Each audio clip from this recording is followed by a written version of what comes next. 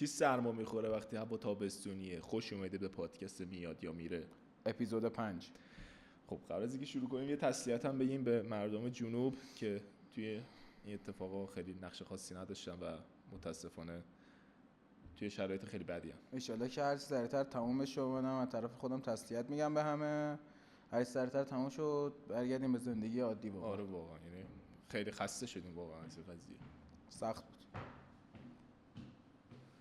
$100 منم نه. چی باید بگیم؟ یه کارت سوخت بهش بدی؟ آره خودت می‌بینی داداش اینجا باید چیکار میکنن؟ یه پولی ازت میگیرن که باید چیکار نکنن.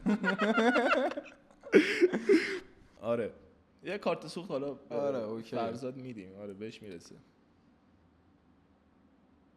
آجی تو چرا این کسخلا لباس میپوشی؟ کی تو تابستون اینجوری میاد بیرون؟ داداش یکی این که یه سری اپیزودا واقعا میمونه، مثلا اپیزود راجع به اکس میخوایم صحبت کنیم میمونه، بعدن دوستم خوشتیپ توش دیده بشه. خب دهنت گاییده نمیشه؟ بعد اینکه داداش ما الان رو کوهیم داداش، نوک قله دماوندیم اینجا، هوا گردش 13 درجه من با این لباس گرمه. تازه اینم روشنه. حالا دیگه به هر حال زیبایی و هزار دردسر. زیبایی باید توت باشه داداش، نه اینکه به خود اضافهش کنی. زیبایی من توت فرنگیه. زیبایی تو منه. امروز اومدیم یه بحث خیلی داغ و جذاب و شیرین و تلخ داریم به اسم اکس. باید بگردیم پیداش کنیم. اومدیم راجع به اکس کم صحبت کنیم، این که ببینیم دانسش چجوری هست. بذار من شروع کنم. تو با اکس چجوری رفتار میکنی؟ رفتار نمیکنم.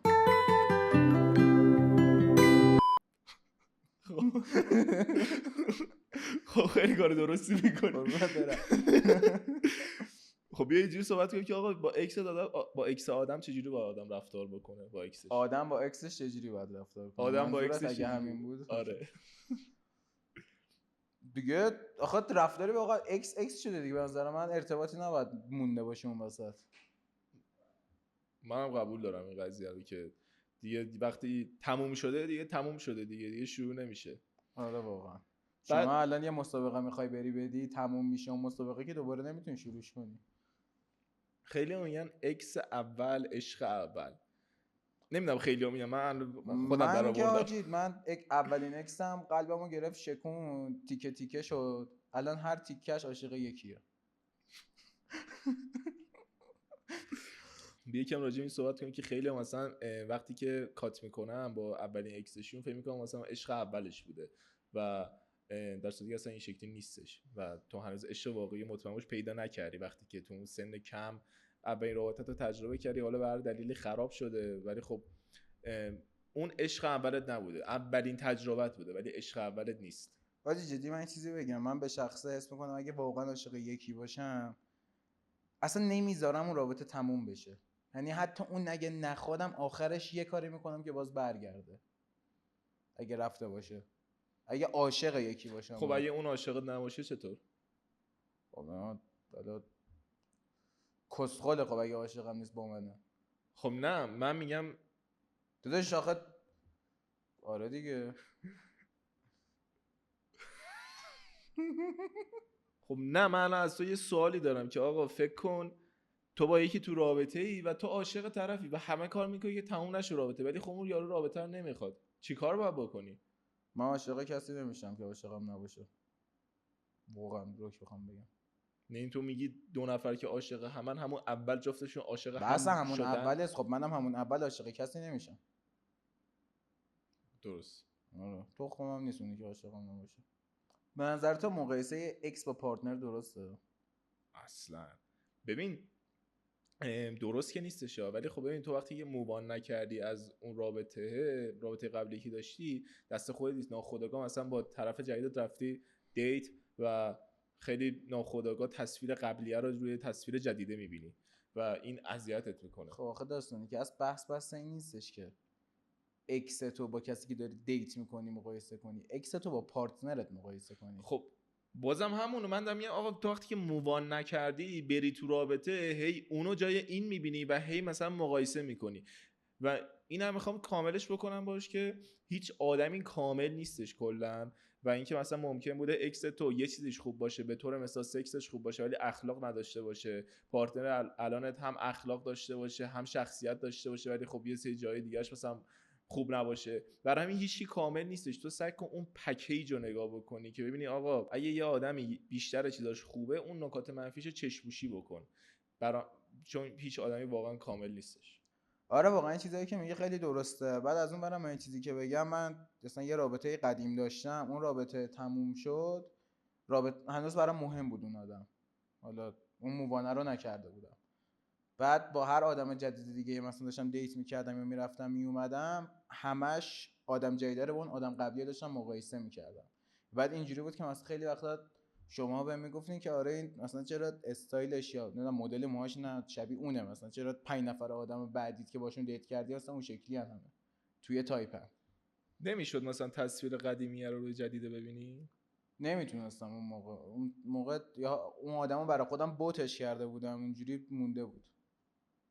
خب مثلا با آدم جدید میرفتی بیرون یا اکس تو نمیدیدی؟ ببین حاجی یه چیز جالبت بگم، من یه بار با یه دختر دیت بودم اون بعد اون داستان.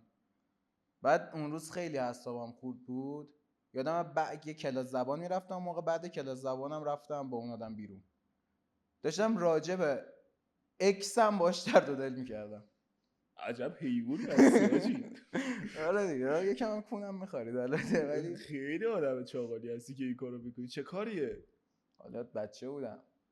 نکنید از این کارو نکنید باجی، واقعا بکنین بابا. با پارتنر جدیدتون با یکی میرید دیگه دیگه راجع اکس تو صحبت نکنید دیگه. رحم نکنین، هر کاری میخواین بکنین شما پسرا. یه موضوعی هم که هستش می‌خواستم بهت بگم، خیلی‌ها دیدی مثلا با اکسشون دوستن، بیشتر دخترها این کارو میکنن که مثلا با اکسشون دوستن، نه دیگه رو من فازی نداره فلان این چیزا، نه اون رو فاز داره هنوز. به نظر میشه اصلا اکس آدم با خود آدم دوست باشه؟ یکی اینکه کلا دوستی معمولی هیچ دختر و پسر طبق حرفی که همیشه میزنیم نمیشه. درست. چه برسه بخواد اکس یارو باشه، یعنی تو نمیدونم تا فی خالدون یارو رو دیدی بعد بخوای دوستش باشی، آره یه بار دوتایی با هم بریم بیرون اون چیز باشه این چیز باشه، یه اتفاقی بینتون میفته دیگه، چیز میشه. چیز میشه. دود پنیر. دوست حالا نمیشه ولی خب دشمنم میتونم نباشم. نه دشمن آقا، آخه یه رابطه اینه، یه شراکتی میمونه که تموم شده. تو فکر کن با یکی توی کاری شریک بودی، اون کار زندگی بوده، با هم دیگه شریک بودین، شراکتتون به هم خورده، تموم شد. از هم دیگه خوب یاد کنین دیگه، با هم ارتباطی نداری. خب اینم بازم ماده تبصره داره که واردش بشیم که اگه اصلا اینو توی اپیزود بعد از کات گفتیم که چه جور کات هایی مثلا اوکی و فلان و اینا، اگه خیانت کرده برنگردید. من نمیدونم میتونم بلد هستم اپیزود بعد از کات رو یه جایی این بالا بذارم، اگه بلدم نبودم برید اونو ببینید دیگه. آخه اصلا بستگی واقعا موضوع کات نداره، تو هر چی بینتون پیش میاد دیگه بگاه رفتم. آره دوست نباشید دیگه. این مثلا من نه بزنشون بزن نیا. آره نگو. اصلا نکنین از این کارا، نکنین. دو طبق معمول کله منم اعصاب منم تخمی نکنین. حالا یه سری آدما هستن که میگیرن نه کادو کش مو، من دارم ولی برای پسر رو مثال میزنم، از اون ور لباسای اکسشون رو نگه میدارن. این چه کار تخمیه؟ آره دیگه بابا تو بوبام بکن دیگه. البته لباس یکم چیزا بعضیا خب یه لباس مثلا چیزی میدن به گرون قیمتی میدن، لباس خیلی مثلا آقا لباس یه دختر به یه پسر نمیخوره که. کدوم دختری لباسش میده به یه پسر؟ پیش میاد به مثلا اینو بویات من پیش اومده برای خودم، اما یه بار تلاش کردم بپوشمش دیدم خیلی تنگه. واقعا دختری هست لباسش بده به پسر؟ آره پیش میاد فکر کنم. من لباس خود دختره، چه مثلا لباس داداشش رو ممکنه مثلا خودش میپوشه از این مثلا چیزای گشاده و اشاده فلان اینا مثلا بده بهش، ولی خب لباس خودش رو نمیده. نه آقا مثلا دختره خیلی ها مثلا هودیای مثلا آره. میزنم چیز دارم میدم به پسره، مثلا یارو شلواره که نمیشه کلا اون هودیه رو میپوشه. ولی اصلا دختر با هودی یه پسر خیلی جذابه. خیلی اصلا واقعا فکر صبح بلند شدی زمستون داره برف میاد بیای مثلا در اتاق وا کنی تو آشپزخونه با هودیت داره مثلا آشپزی میکنه. من اصلا هودی تنش نباشه. اون که در حالت عادی جذاب هستش و بیا با هودی هم جذابه. آره نه حالا اون که شوخی کردم. آره چیز جذابیه کلا، خدای استایل جالبیه. ولی این کشمو هم خیلی رو مخه، اینکه مثلا کشموی دختره رو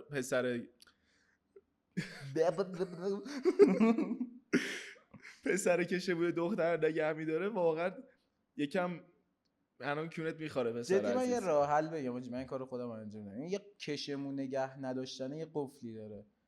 یه بار یه کشمو رو آتیش بزنی حال میکنه، خیلی باحال آتیش میگیره بقیه هم مثلا بر آدمای بدم آتیش میزنی. آتیش بزنی؟ من آتیش زدم. اه. آره حال داد؟ جاله خیلی باحال میسوخت. من میگم مثلا کشه رو مثلا برو تو تراس خونه تو اینجوری بگی پرت کن به سمت مردم. حال. نکن این کارو زشته. آتیش بزن و خیلی حال به خدا انقدر باحال میسوزه که میتونی آتیشش بزنی. پس به این گوش بدید، ویدیوهای آتیش زدن کشای اکساتون رو برای ما بفرستید و ما لذت ببریم. ASMR. میخوام یه سوال تاکتیکی ازت بپرسم. بدترین دلیل برای کات کردن چیه؟ از نظر من خیانته و واقعا نکنن این از این کارا، اصلا نکنین هیچ جوره. همیشه هم گفتم کسچرترین کاری که میتونی در حق یه آدم بکنی اینه که در حقش خیانت کنی. میخوای پاشی بری آقا اصلا از این آدم خسته شدی، میخوای بری با یکی دیگه باش کات کن، این کارو بکن. چه کاریه وقتی با اینی بری بعد با یکی دیگه؟ برای خودت اول اصلا احترام قائل باش. اینکه دم دستیه اونجوری داری اسم این رو خودت میذاری که من دم دستی 2 نفرم، 2 نفر شبا میگیرن منو فلان پسرش میکنن. چی آقا؟ پسرش هم حالا اونم دم دستی 2 نفره. دستی 2 نفری. اونم که خیانت میکنه اونم هر شب میگن 2 نفر چیزش میکنن، اون خود چیز در نمیکنه. کل چیز حالا میشه. من نمیدونم به خاطر جامعه است به خاطر چیه این موضوع برای دخترها خیلی بدتر از پسر آره. است. حالا از الان نیان دخترها ما رو تیکه پاره بکنن که نمیدونم تو چرا انقدر راجع به دخترها بد میگی فلان میگی. من چیزی که تو جامعه زیاده رو دارم میگم. الان خود شما دخترها خوب میدونین که گندکاریای دخترها خیلی بیشتر از پسراست. پس انقدر نیم بگه نمیدونم پسرها فلان اینجوریه من بخوام دعوا کنم دیگه داستان میشه. آروم باش آروم باش. Keep calm. حالا به نظر تو بدترین دلیل خیانت چیه؟ ببین بدترین دلیل رو که من با تو خود واقعا هم نظرم، ولی من میخوام اینجا دردناکترین دلیل کات کردن رو بگم. بفرمایید. تو گفتی دردناکترین دلیل بدترین دلیل خیانت گفتی تو جملت؟ حالا اشتباه گفتم دیگه کاتش نکنیم. ببین دردناکترین دلیل کات کردن اینه که دختره مهاجرت کنه. به چه دلیل؟ که اینکه خانواده‌اش مثلا به خاطر اینکه این پسر براش مناسب نیستش تصمیم بگیرن که این دوتا رو از هم دیگه جدا کنن، دختره رو بفرستن یه کشور دیگه و پسر دور باشه و اون خانواده نمیفهمن که آقا شاید واقعا این 2 نفر عاشق همن، شاید واقعا همدیگه رو میخوان و دارید گم میزنید تو آینده اون 2 نفر و اینم نمیدونن که اون 2 نفر دیگه هیچ وقت اون آدم سابق نمیشن. کلا به نظر من تا یه جایی خانواده اصلا نباید دخالت کنه تو رابطه 2 نفر، چون مسئله اصلی اینه که اون 2 نفر اصلی همدیگه رو بخوان. حالا چرا یه سری چیزا هستش واقعا تو یکی رو دوست داشته باشی یه سری عیبا رو نمیبینی، شاید یکی یه عیب خیلی زیادی داره اون خانواده دوستات میبینن تو اون آدم، برای همین شاید اون موقع تو با خودت بگی که نه مثلا من نمیفهمم و اینا، ولی شاید خیلی وقتا نظر خانواده خیلی اتفاق خوبی باشه که تو زندگیت میفته، نظر اون اتفاق بیفته. ببین میتونن نظر بدن، نمیتونن راجبش تصمیم نه بگیرن. تصمیم نمیشه گرفت اصلا هیچ جوره، باید نظرشون رو بدن، چون هر کسی باید خودش به اشتباهش پی ببره تا یاد بگیره. دقیقا منم موافقم، ولی خب یک سری واقعا تصمیم میگیرن برای اون 2 نفر. خانواده میگن که آقا نه شما باید حتما از هم جدا بشین، تصمیم ما اینه که این آدم به درد تو نمیخوره، ما یکی دیگر رو برای تو انتخاب کنیم. که اینم یک طرز فکر قدیمیه، واقعا یکم طرز فکراتون رو نو کنید، جدید کنید. آره واقعا. با اکسی که تاکسیکه باید چیکار کرد؟ با اکسی که تاکسیکه نباید باش تاک کنی و سیکشو بزنی. چه حرف قشنگی، آفرین خیلی خوب بود. از دور یه دونه ساوند افکت رو داشتی زدن. آره نظرت تو چیه؟ ادیت دیگه کونت پاره نمیشه. نظرت تو چیه؟ با اکس تاکسیک باید چیکار کرد؟ تاکسی گرفت. تاکسی بگیری سیکشو بزنی.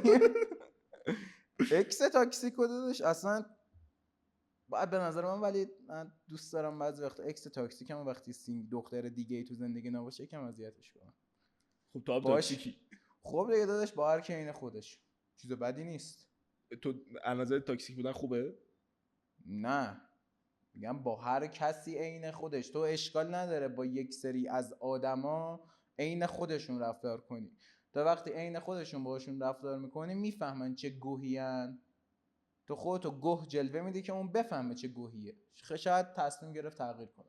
بابا مثلا یکی کونیه، تو با این خودش کونی باشی. داداش داری من راجع به تاکسیک بودن حرف میگم بعضی وقتا.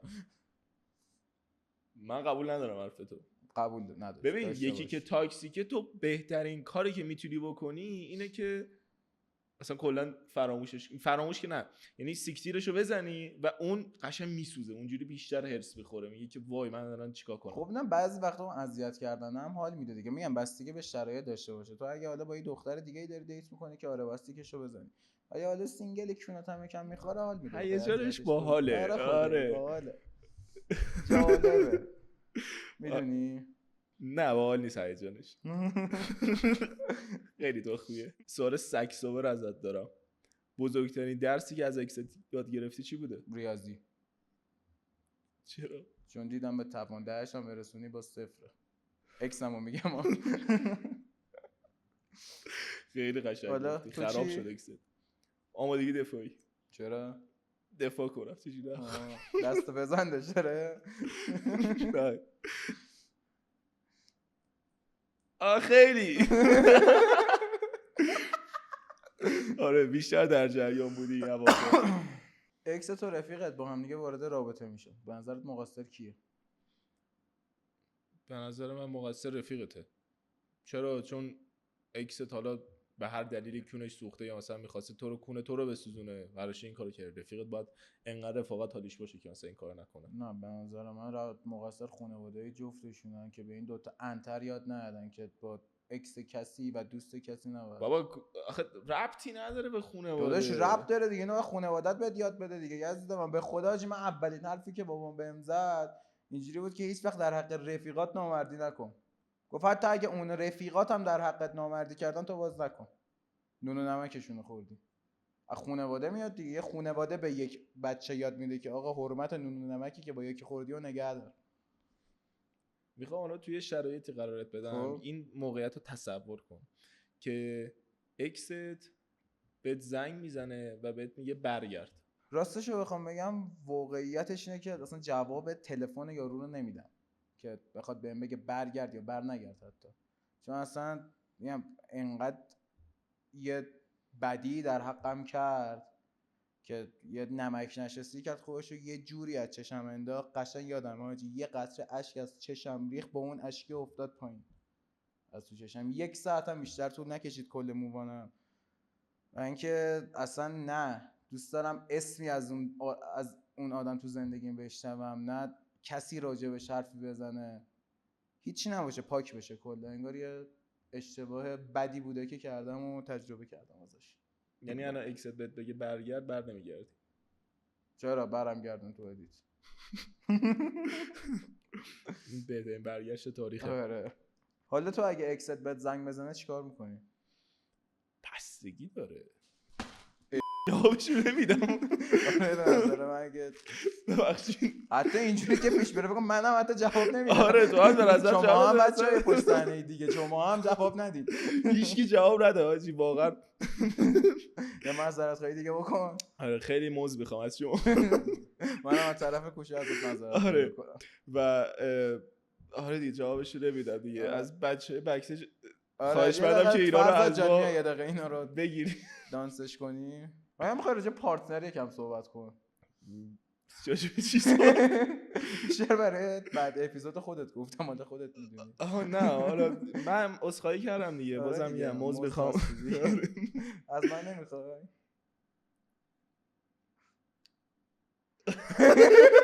ببخشید.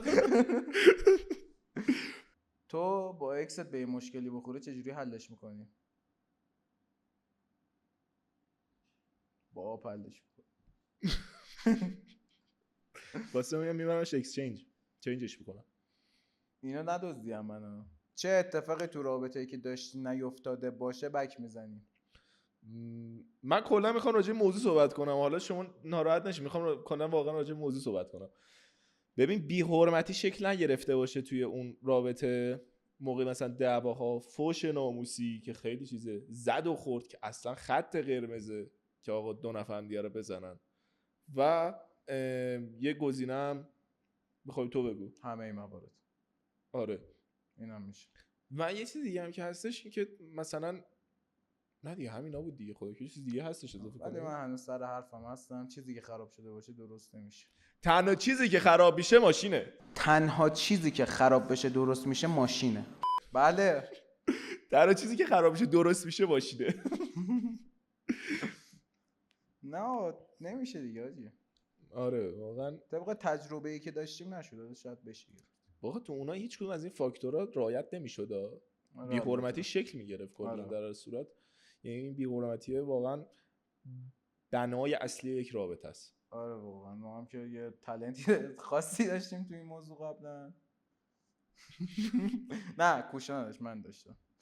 حالا رفتی سمت این که مثلا رابطه تمام بشه، میخوام ترانزیشن، عجب ترانزیشن نمیخوام.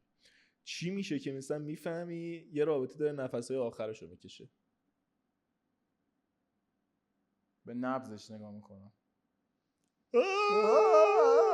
بگو چرت و پرت نگو، این آدم بگو چی میشه میفهمی. ببین حاجی دیگه تو هم از خودت میبینی هم از طرف مقابلت اون سرد بودن رو حس میکنی. یا من خودم به شخصه وقتی یه رابطه میبینم داره تموم میشه اینجوری هم که دارم وانمود میکنم که با اون آدم خوبم ولی از درونم خوب نیستم باش. برای همین بی خودی دارم اونو کشش میدم برای اینکه یه دعوایی چیزی پیش بیاد، یا من مقصر باشم تموم بشه یا اون مقصر شه تموم شه رابطه.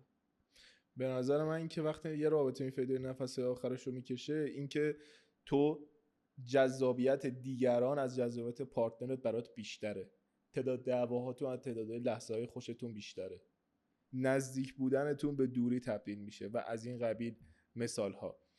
و خب مثلا یه سوال الان برام پیش اومد جدی، اما مثلا یک زن و شوهری که مثلا ما هم ازدواج کرده باشن، خب این اتفاقی پیش اومده باشه، اولش هم خیلی عاشق هم بودن و بعد چیکار باید بکنن؟ طلاق بگیرم. همین راحتی یزید. ببین موضوعی که پیش میاد اگه قابل حله که حلش کنی، اگه قابل حل نیست دیگه بعد نه وارد یه روتینی شدن و دیگه هیجانی نداره. آخه واقعا هم هیجان نمیتونی بسازی تو الان این شرایط. اصلا بحث شرایط رو اصلا کار ندارم. ببین تو بخوای نخوای، چه دوستیت با رفیقت باشه چه اون رابطه‌ای که داری ادامه میدی، یه جاهایی براتون رابطه یه روزا تکراری میشه برات. شاید بگید اصلا حوصله تو دلت بگی که حوصله این رابطه رو ندارم. برای همه همین اتفاق میفته. بحث تحمل است. بحث اینه که تو وقتی این اتفاق برات میفته بتونی اون موقع کنترل کنی همه چی رو، بری یه سری چیزای جدید تجربه بکنی، سریع پرخاشگر نشی با کوچیکترین اعصاب خوردی که برات پیش میاد، نری گند بزنی تو رابطت. اونجوری میتونی راحت رابطت آروم آروم پیش ببری و مطمئن باش اون تکراری بودنه به صمیمیت تبدیل میشه و اینجوری میشه که تو با دوست دخترت یا از اون بر خانومت یه عادتی اینجوری میشین که دو تا دوست صمیمین با برای هم دیگه. آره واقعا پارتنرت باید در یه درجه های رفیقت هم باشه که تو مثلا بتونی مثل رفیقت مثلا باش درد دل کنی، حرف بزنی و با هم دیگه باشی. ولی من یه سوالی که داشتم این بود که آقا الان فکر کن یه دختر و پسر الان تو تهران چیکار میتونن بکنن، اصلا تو خارجش هم همینطور، واقعا چیکار میتونن بکنن بعد از مثلا 1 سال 2 سال که رابطه‌شون عادی نشه، جز مسافرتو؟ فکر کنم مسافر نمیتونن برن، واقعا چیکار باید بکنن؟ آخه ببین من الان خیلی آدما هستن بلا نسبت بعضیا کونگوشا کونگوشا اینا هیچ کاری نمیکنن، همین دوستان رابطه‌ش همینجوری بگذره ببینن چی میشه، دنبال نیستن یه چیز جدیدی رو برن. مثلا مثال میزنم رابطت برات تکرار شده، پاشو برو پارتنرت یه ورزش جدید دوتایی با هم بکنی، نمیدونم یه اکتیویتی جدید. بعد اینجوری نیست داشتم مثلا الان یه پلن میشینین ما دوست دخترتون کارو میکنین بگین خب این کارو کردیم دیگه چی؟ یه لحظه بچه منو مثال نمیزنه، داره کلی میگه. آره کلی میگه. شما این رو اصلا جرئت ندارم مثال بزنم. ولی شما الان نمیدونم بگیری که چی داشتم میگفتم، یه ورزش جدیدی شروع کنی. آره یه کار جدیدی بکنی، یعنی یه پلن یه اکتیویتی جدید انجام بدی، بعد اون کارو انجام میدی نگه خب اینو کردیم بری بار بعدی، اونو به شیوه‌های مختلف انجام بدیش. این یه موضوعیه که هیچ وقت رابطه عادی نمیشه توی رابطه جنسیشونه که اگه متفاوت باشه چیزای جدید واردش بشه هیچ وقت رابطه تقریبا عادی نمیشه.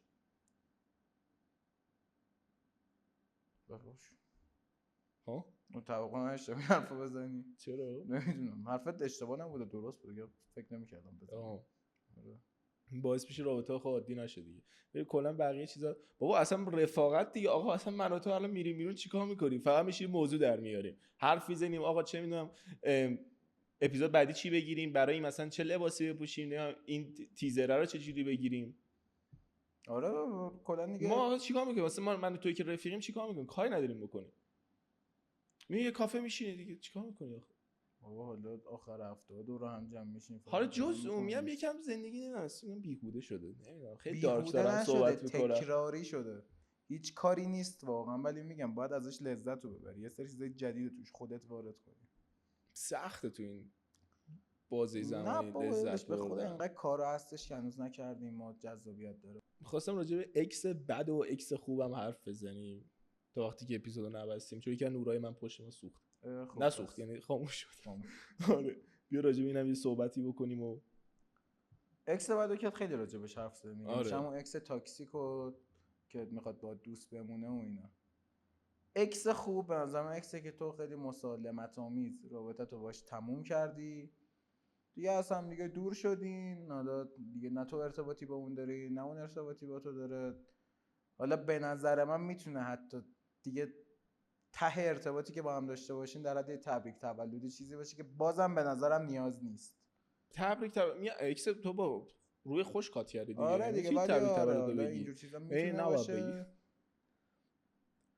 چون چیز بدی نیست، به شرط اینکه مثلا اون تبریک تولدت نرشه به اینکه تا 4 و 5 صبح چت کردم. ببین من همیشه اکس خوبه این تو ذهنم بود که آقا تو به طور مثال با یه آدمی کات کردی و یک مشکلی تو زندگیت پیش اومده که میدونی به دست این آدم این گره کوره باز میشه و تو زنگ بزنی به اون آدم، بیشتر مثلا سمت دخترها دارم میگم، برای پسراش هم همینطوره. زنگ بزنی به اون آدم و بگی که مثلا اینجا گیر کردم، این مشکل رو دارم، میتونی کمکم کنی و اون کمکت کنه به عنوان یک انسان، به عنوان یه آدمی که داری اینجا زندگی میکنی. آره به حرمت اون روزای خوبی که با هم داشتیم. آره دیگه یه کاری از دستت بر بیاد برای یارو انجام بدی. من به شخصه انجام میدم اگه با آدمام خیلی اوکی و منطقی و کول با هم دیگه هستم دیگه جدا شده باشیم، کاری جایی چیزی از دستم بر بیاد براش انجام میدم. آره منم اگه واقعا با یکی درست نه دیگه این دیگه واقعا دیگه جمله مشکل داری نیست. واقعا اگه با یکی مثلا چه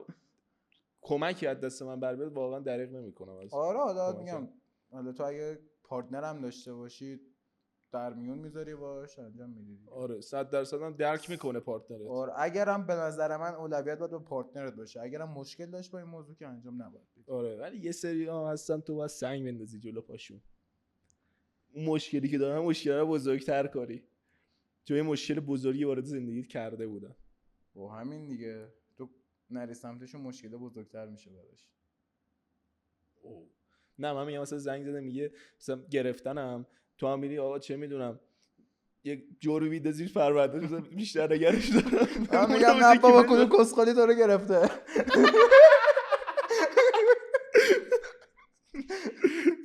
من دیگه دوربین وسطمون هم یکم داریم از دست میدیم. کم خودمونم از بین میریم. میخوام اینجا یه کامنتی یکی از مخاطبا گذاشتش توی اپیزودمون و گفتش که یکم ایده‌تون دزدیه، ولی خب بازم تشویقمون کرده که ادامه بدیم ویومون بره بالا. میخواستم اینو بگم که آقا برای بعدن کسی میاد مثلا اپیزودای ما رو میبینه، من خب خودمون 5 سال 6 سال مثلا یه سری از پادکسترها و یوتیوبرها رو دنبال می‌کردیم و ناخودآگاه حرفامون، مثلا من خودم ادیتم نمیدونم کادرمون، همه این چیزا اون ناخودآگاه شبیه اونا میشه، ولی این که بخوایم حرفای اونا رو کپی پیست بکنیم اصلا این خط قرمز ما بوده و ما می‌خواستیم اینجا فقط نظرات خودمون من حالا یکی این که اون دوست عزیزی که این کامنت برام گذاشته بود که دمش گرم که گفت نظرشو، ولی من این نقدی هم که به کامنتش بکنم آخه این نمیمونه الان که به من بگه فلانی رپر تو هم رپری، امکان داره 2 نفر مثلا سبکشون ترپ ملودیک باشه ولی دارن راجع به موضوعات مختلف صحبت میکنن. ما کلا نظر خودمون رو میگیم. بعید بدونم کسی واقعا توی یوتیوب راجع به هم میاد کسی نظرش با ما یکی آره به هر حال، ولی ما کلا بازم راجع به نظر خودمون رو کلا داریم میگیم. دوباره هم تسلیت میگم برای اتفاقاتی که تو جنوب کشور داره میفته. آره گفتم ایشالله واقعا که زودتر تموم شه راحت شه. آره واقعا. مرسی که این اپیزود رو تماشا کردید. تا اپیزود بعدی فعلا.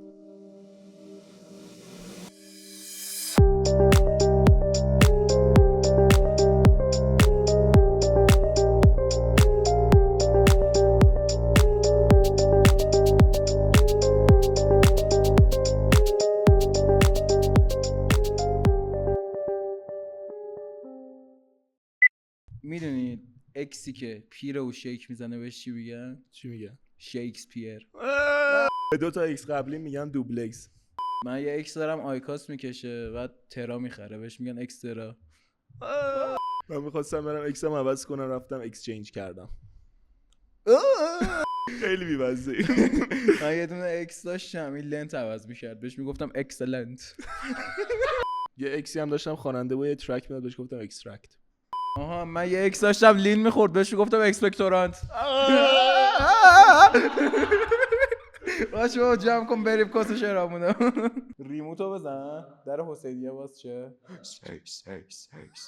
برو موضوع دیگه شما استاد این قضیه. چی؟ اکست بنفیتت باشه؟ خب از اول میکردیش چرا اکست باشه؟